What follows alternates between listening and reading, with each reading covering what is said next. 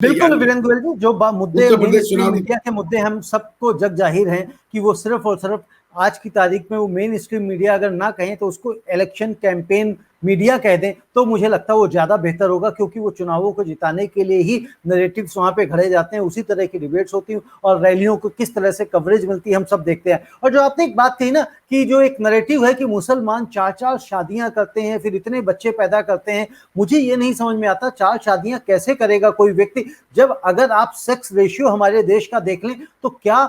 हर एक मेल के साथ यानी कि 1:1 रेशियो है क्या? 1:1 रेशियो ही नहीं है, तो 4 कहां से कोई ले आएगा? अगर एवरेज देखें तो 0.9 के 0.92 समथिंग आता है रेशियो,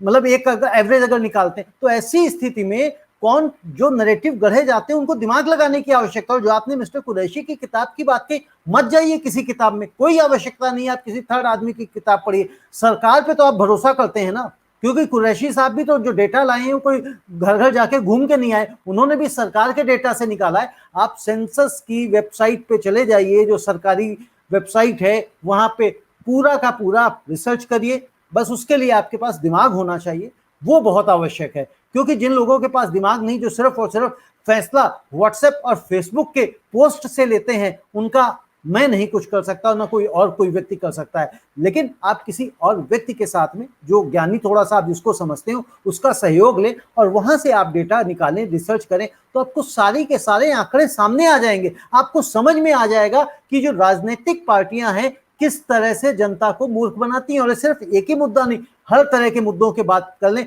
और मैं फिर यहां कह देना चाहता हूं सिर्फ एक पार्टी की बात नहीं कर रहा हूं, मैं हर पार्टी की बात कर रहा हूं, हर राजनेता की बात कर रहा हूं। आपको उनकी बातों को फैक्ट चेक जरूर करना चाहिए कि उनका मकसद क्या है, आपसे वोट पाना है या आपको कुछ वाकई में सुविधाएं देना चाहते हैं। क्योंकि जिस तरह से वीरेंद्र गोयल जी ने भी कहा कि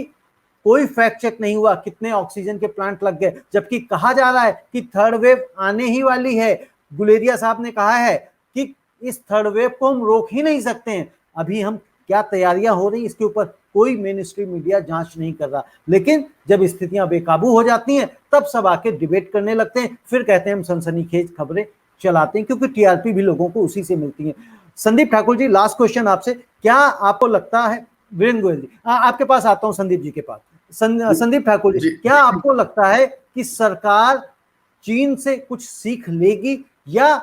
चीन से वाकई में वो सीख ले रही है? क्योंकि अदरवाइज केंद्र सरकार कब का इस मुद्दे को, इस कानून को लाके खड़ा कर देती, यानी कि सरकार भी, केंद्र सरकार कहीं ना कहीं समझ में आ रहा है उसको कि इस तरह का कानून की अभी शायद हमारे देश में आवश्यकता नहीं है। नहीं, सरकार को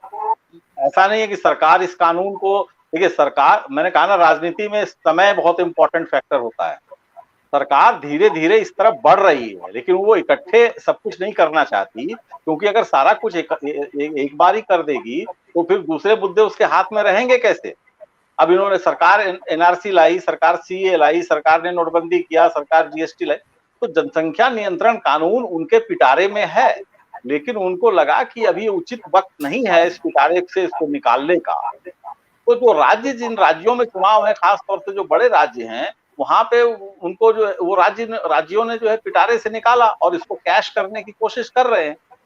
इसका एक रिस्पांस जो है वो भी केंद्र सरकार के जो फीडबैक है इसका केंद्र सरकार को मिल रहा है। आपने कहा रविंद्र जी, आपने अपने संबोधन में अभी कहा था कि भाई राजस्थान में भी लागू है, असम में उन्होंने अनाउंस किया है, तो अब राजस्थान में जो लागू है वो हर राज्य, गोयल साहब ने भी इस तरफ इंगित किया, पॉइंट आउट किया इस चीज को, और मैं उनको सहमत हूँ कि हर राज्य जो है उसने जनसंख्या नियंत्रण कानून के तहत किसको रखना है किसको निकालना है वो अपनी सुविधा के हिसाब से किया है, ताकि जिसका पॉलिटिकल लाभ उनको मिल सके। अगर जनसंख्या नियंत्रण कानून लाना है और सरकार इतनी गंभीर है देश की बढ़ती जनसंख्या को लेकर, तो उसको एक कानून बनाना चाहिए पूरे देश के लिए। ये राज्यों के, मतलब स्टेट टू स्टेट कानून अगर वेरी कर रहा है तो उसका लाभ किसी, मतलब सबको मिलना जो है वो असंभव है। और इससे साफ जाहिर है कि सरकार की मंशा सिर्फ पॉलिटिकल फायदा उठाने का है और उसको कोई लेना देना नहीं है कि देश की जनसंख्या वाकई बढ़ रही है या घट रही है। जनसंख्या बढ़ना तो सरकार के हित में है रविंद्र जी। ये जो गरीबों की राजनीति हो रही है पिछले 70 सालों से, तो वो कैसे फिर आगे बढ़ेगी? अगर जनसंख्या कम हो जाएगी, लोग शिक्षित हो जाएंगे, लोग पढ़ने लिखने लगेंगे तो फिर ये सरकार का जो मूर्ख बनाने का जो फॉर्मूला है ये तो फ्लॉप कर जाएगा। आप केरल को देख लीजिए, केरल जो है सबसे हाईली लिटरेट स्टेट है हमारी कंट्री का, और आप वहां के परिणाम चुनाव देखिए वहां कैसे होता है, वहां के चुनाव परिणाम देखिए, वहां के लोगों को देखिए किस तरीके से वो कितना प्रॉस्पेरस स्टेट है। तो लेकिन सरकार की मंशा वही नियत वाली बात है, सरकार की नियत वाकई जनसंख्या कंट्रोल करना नहीं है,